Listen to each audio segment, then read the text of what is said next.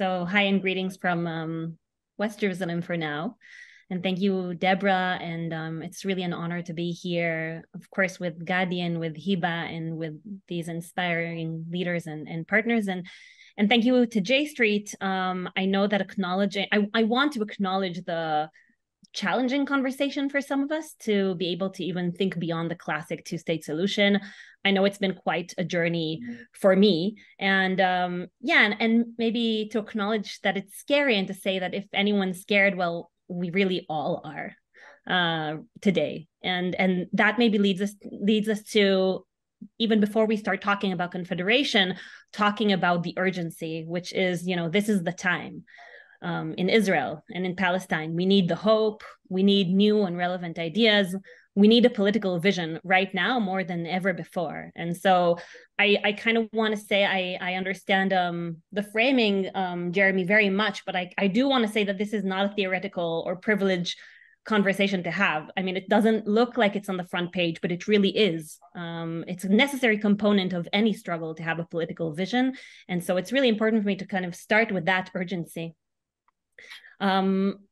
Maybe I'll say a few words about the paradigm shift that A Land for All is committed to, because yes, this is a conversation about, beyond the two-state and about confederation. And I think that for A Land for All, it starts with a paradigm shift, and then the political program comes later on. So for us, we really are trying to push moving from the limitations of separation to the opportunities of partnership and sharing. And we've been raised, to think that peace is necessarily connected and wed to separation. And I think that what we need to start doing is breaking that psychological connection, or at least to start asking some very serious questions about its limitations and implications. And I encourage us, it's 30 years to Oslo, to go back to a moment before we wed that separation and peace, or separation and hope, and ask ourselves, put things on the table. What do we want to achieve? What do we want the future to look like? And what are the values that we are committed to? And so when we start from there, suddenly, maybe new ideas or new directions or new solutions can come to place, such as Hiba and Yossi's initiative and our initiative. So for us, separation has led us to the politics of what we call in Hebrew, "Anachnu kan vehem sham." We're here and they are there. Who are the they and who are the we? Or the villa in the jungle mentality, or solving the Palestinian conflict. And it leads us to thinking in a binary zero-sum game reality. It maintains and strengthens fear and distance and eventually racism. And therefore, it moves us away from equality and from, therefore, any sustainable future. And not less importantly, I think that it's disconnected from the reality. The reality speaks about partnership. Climate is, I think, the best and most concrete example. Water, no borders. Fighting climate change and climate crisis cannot happen separately. It has to happen with very, very close cooperation.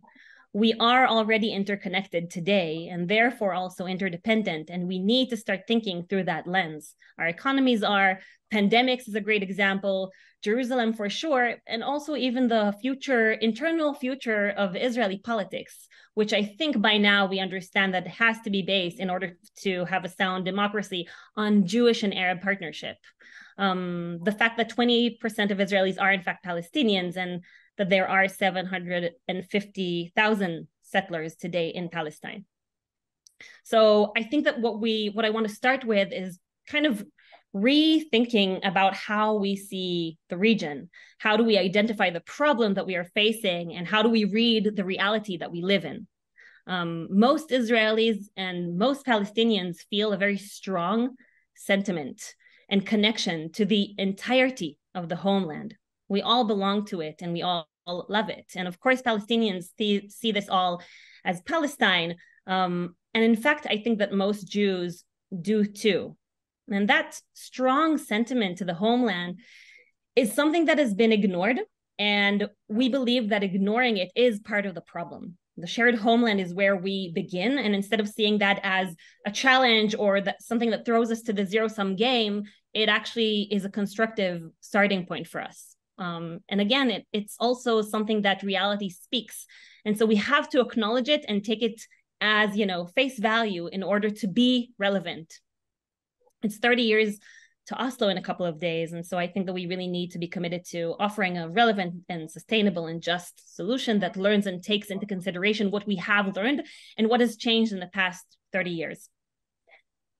So now I'll move to explaining a little bit more about our initiative about A Land for All, also known as Two States, One Homeland. A Land for All is a joint Palestinian-Israeli movement offering an alternative solution to ending the conflict based on equality and justice, the respect and security of the two people who live here, and a solution that is based on partnership and sharing rather than separation. We offer, as I tried to say earlier, more of a philosophy and a paradigm shift, maybe a compass, but we also have a political program that translates this into action, and I'll try to sum it up very briefly in 5 main principles. The first principle is 2 states, 2 sovereign, democratic, independent states based on the 67 borders. The second principle is 1 homeland.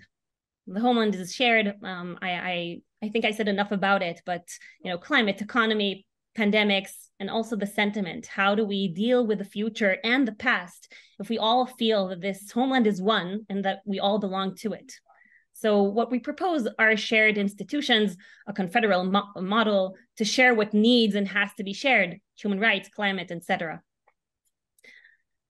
Number 3, freedom of movement as a basic right and demand of Palestinians to address the right of return. And Hiba talked very beautifully about it. I don't have so much to add. I think our solution sounds very similar. I do want to kind of say just to add a few things to that.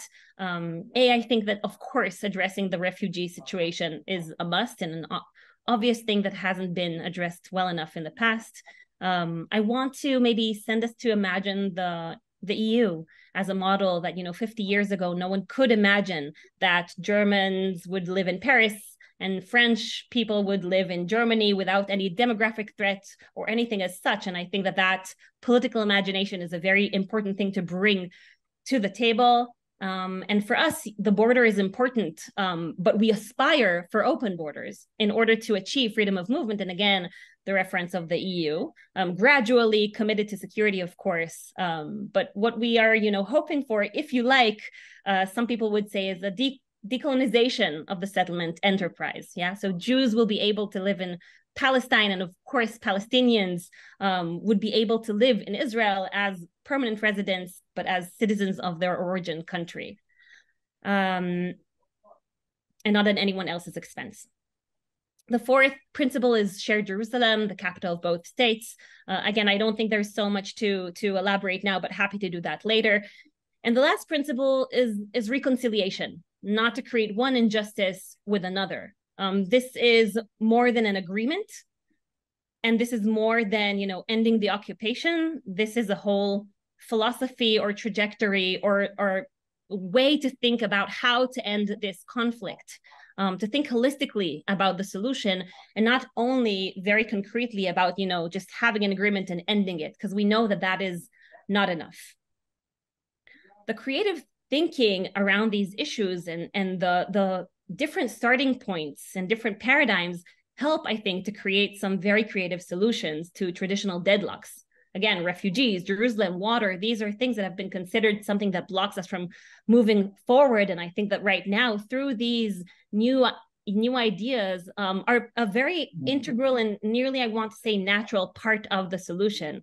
And so changing this paradigm really helps us to think outside of the box when it comes to the 2-state solution, and breaks this binary that we are so used to hearing between the 1 state, 2 state. 1 state can't happen right now. 2 state is dead and impossible. And that leads, at least on the Israeli and international community, to people to accept this fake status quo, which of course isn't static and ends up being, annexation and a reality of apartheid. So by breaking the binary and even finding something new to talk about that takes seriously both the values and what we want to see in a pragmatic solution, helps us already create a political reality where we can achieve or imagine that peace is achievable and ending the conflict is achievable. So there is something to do. There are incredible people doing this work. And the last comment that I want to make maybe connects us to what I said in the beginning about the urgency, which is hope. I think that what we're trying to do is bring the, people are not even thinking about two states or one state or confederation. You know, the general public is so disillusioned and so not even able to imagine a reality where this conflict ends. You know, and around Oslo, there was hope. People believe that there are wars and then there is peace. We're so far away from that. And I think that what we see today in Israel is such an incredible uprise, really, a politicization of so many conversations that have been ignored and perceived as irrelevant. But this exact reality, this exact struggle that we are all part of for Israel's democracy is lacking political vision. It is lacking a future picture. It is lacking hope. It is lacking a vision and a compass and a roadmap to where we want to get to. And of course, I think that for us, it's very clear, I hope, that democracy in Israel is imminently connected to the occupation, but it's also imminently, therefore, connected to finding a solution to the Israeli-Palestinian conflict. And, you know, when we think about that at A Land for All, our commitment is to equality between the river and the sea. You know, Ben Gvir and Smotrich, and in general, this government has a very clear vision for what this place should look like. And it's Jewish supremacy, one way or another. Our camp does not have that. Our camp doesn't even think about Palestinians on both sides of the Green Line. Our camp is scared of addressing individual and collective and national rights for Palestinians. And so I think that it's very important for me to connect this conversation and bring it up and bring it back to today. This is urgent. We need to be relevant. We need to be very committed to where reality is. We need to be committed to learn from our mistakes and from the successes of the past 30 years in other peace agreements around the world, and start by recommitting to where we want to get and to our values of equality and justice and security and safety, and respect to the two people and to the people who live between the river and the sea. Thank you.